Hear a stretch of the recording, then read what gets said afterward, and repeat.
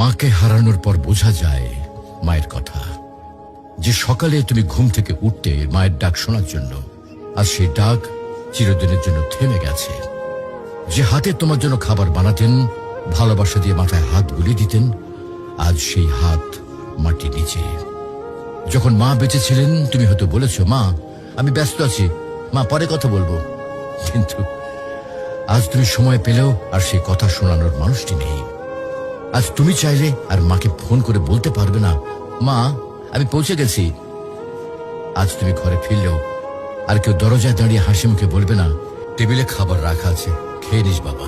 মাকে হারানোর পর বোঝা যায় তিনি শুধু একজন মা ছিলেন না, তিনি ছিলেন ঘরের আলো, জীবনের দোয়া আর হৃদয়ের শান্তি।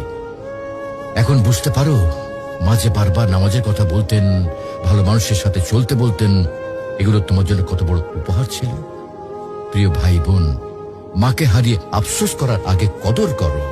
মায়ের হাতে চুমো দাও, তার জন্য দোয়া করো, তাকে জড়িয়ে ধরো যতদিন তিনি আছেন। কারণ হয়তো একদিন তুমি শুধু বসে বসে কাঁদবে আর মনে পড়বে, ইস যদি মাকে আরেকবার জড়িয়ে ধরতে পারতাম। মাকে হারানো মানে পৃথিবীর সব থেকে বড় আশ্রয় হারিয়ে ফেলা। তুমি যখনই সময় পাও তোমার মায়ের সাথে সময় দাও, মায়ের জন্য দোয়া করো।